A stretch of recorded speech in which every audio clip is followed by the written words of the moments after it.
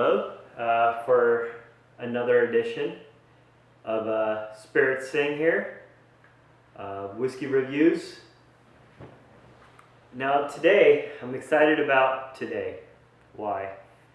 Because we're going to be reviewing one of my favorites, or perhaps the favorite whiskey that I've ever had, which is the Quarter Cask. As I mentioned, I'm here. Most of my collection's back home. I'll do more reviews as soon as I get home, but I just couldn't resist. I wasn't even on my way to the liquor store. I didn't have any good excuse, but in any case, I went to the liquor store, picked up a couple bottles of Laphroaig, of course the original. Got a QA cask, and the Quarter Cask, my favorite. So with that, we'll go ahead and get started. As far as the color, can't really tell in this green bottle. Light golden, similar, a little bit darker, not as light as Smoky Joe that we tried yesterday, or the Ardbeg. A little bit darker, but definitely not dark. My sampling method is I pour a little bit of whatever I'm going to drink, leave it in the freezer for about 20 minutes. Has a nice frost around it. It's really cool. It allows me to just pick up a lot of the flavors without it being too harsh or have the burn. From the Quarter Cask, it's 48% alcohol, so it's definitely higher than most of the 45 and 43s that we've tried, 35 in the case of the Crown Apple. Now the interesting thing about the Quarter Cask is it uses smaller, and I've recently picked up, I never knew quite why it was good. I figured, quarter cask, a cask, and a quarter of it, fourth of it. So therefore it allows your alcohol, your material, to touch more of the charred oak barrel, right? You have a surface or a diameter that big, that piece is going to touch it. If you have a diameter that piece, that big, most of it's going to touch it, right? From the bottle cover, nice covers though, yeah. In 19th century, Scotch whiskey was frequently transported across the glens in quarter casks, which fitted on a pack horse. When progress sounded their death knell, it also vanished. Okay, 30% more contact between the oak and the liquid. So we knew it was larger, they quantified it. 30%. Could have said 25% quarter cask, 25% more. Laphroaig today breathes new life into the tradition. Still maturing whiskey from our standard ex-bourbon barrels is transferred to quarter cask and left to rest in our warehouse just a stone throw away from the Atlantic shore. This increases, we talked about, of course, smaller diameter. This increases the contact with the soft and velvety edge to complement Laphroaig's distinctive peatness. Please note any cloudiness in the drink when mixed with water is normal. Strangely, I don't see any cloudiness. I left it in the freezer. Usually, I expect when I leave things in the freezer to have a bit of cloudiness to it. They're saying when you add water, it'll have a little cloudiness because it is not chill filtered. They put some sort of barrier filter, and get that, oh crap, you don't want splinters in your drink, of course. In any case, I don't see it. I did review the Laphroaig. I saw a ton of cloudiness there. Kind of made me feel good that, okay, what they're writing is what they're feeding. Maybe they just do a really good job with that barrier filter. On the nose, it's just like, my review is going to be biased, as I mentioned earlier. Sorry, you already know what I'm going to give it, and it's got to be above 90. It's just summer, Disneyland. No, definitely there's that summer. Walking through a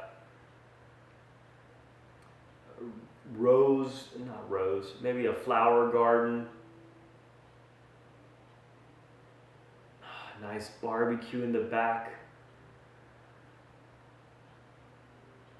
It's like going to my backyard. There's a barbecue pit and some roses. Smells like my back, and some hanging flowers. Smells like my backyard. At home, not here. Take a little bit of taste.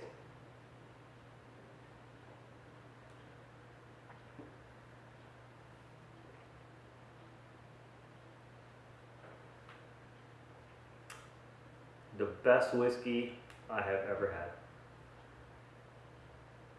That I will continue to have. Correction. Will I buy this bottle again? Absolutely yes. No burn.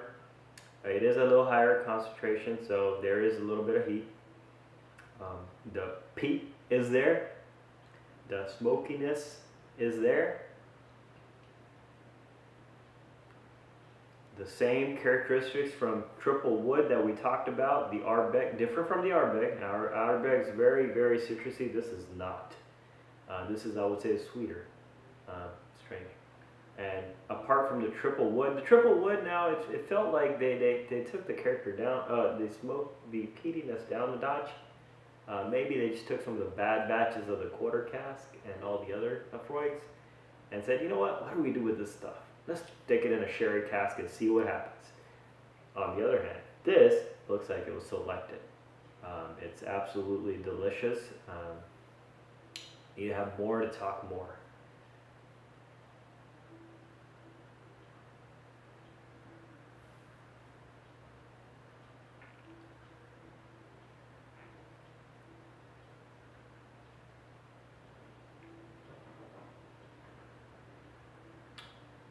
Just everything we talked about with the Ardbeg,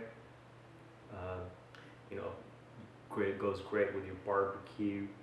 It's like you take bacon and kind of char it a little bit. Take your eggs. Some people like them an omelet. Some people like them crispy on the edges. Shallow fry your egg. That would be my type of people. Make an omelet. I leave it on there for just a little bit. Throw a little bit of oil, butter. Adds that crispiness to it. My waffles gotta be crispy. This brings it. This is just that crisp, that just a little bit, left it a little bit longer, a little bit of charred taste. Very good, very strong. Definitely, I had forgotten what this tasted like. Haven't had it in a little while. So all the Laphroaig normal except intense sweetness. Take a standard Laphroaig, which we'll do tomorrow. You know what? We'll do a standard Laphroaig tomorrow. We'll do a comparison between the quarter casks and see what comes up. So stay tuned for tomorrow's session, session number 11. Today's 10. We'll take the quarter cask, put it against the regular Laphroaig. We might put it against the triple wood and see what happens. As far as this, it's just delicious. It's just, there's so much flavor. It's just it's a Laphroaig with a lot of flavor. Now, 30 days, 30 whiskeys. I'm off for a month from work, so I'm reviewing 30 whiskeys while I'm on parental leave. My child is sleeping. My newborn daughter is sleeping on her swing right now. She'll let me know. It's about 30 minutes. It's time to eat. And then another thing I've started is public service announcements. So this is public service announcement number 3. You're driving on the freeway, right? 70 miles an hour. You're driving on the road, 45 miles an hour. You're cruising, minding your own business, and then you notice this car to your right brakes for no apparent reason. If you've had that happen, then you will agree. Why is that car braking? There's not a car in front of it. There's not a car on the side of it. It doesn't need to take an exit. It brakes. You see it, you know it because its backlight, the tail lights, they turn red and bright. So, to let the guy possibly driving behind them, that this guy just braked. That he's a moron. That braked for no apparent reason. There may be a car a mile down in front of them. There may be a ghost that they didn't want to run over. But if you're one of those people that brake in the open road, stop it. It's annoying. Don't brake in the middle of the road. Unless there's a hazard, drive through it. You should not brake or try to maneuver. Go through a hazard. Right? Take your defensive driving classes. They'll tell you, if there's a deer, don't swerve. Maybe you could try to brake, but you'll end up just screwing the situation. You just gotta go through it. Okay? So don't brake in the middle of the road if there's nobody there. There's no hazard.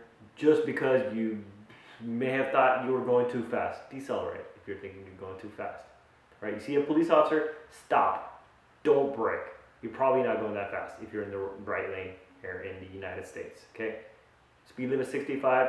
You're going 65, and there's a police officer. You don't need a brake to show them that you're going 60, because that's just stupid. Okay? So if you're not going over, if you're not going more than 10 over, don't brake if you see a police officer. So plain and simple, don't brake in the open lane. That concludes our whiskey review number 10. Until tomorrow, where we'll do a Laphroaig 10-year comparison. Thank you.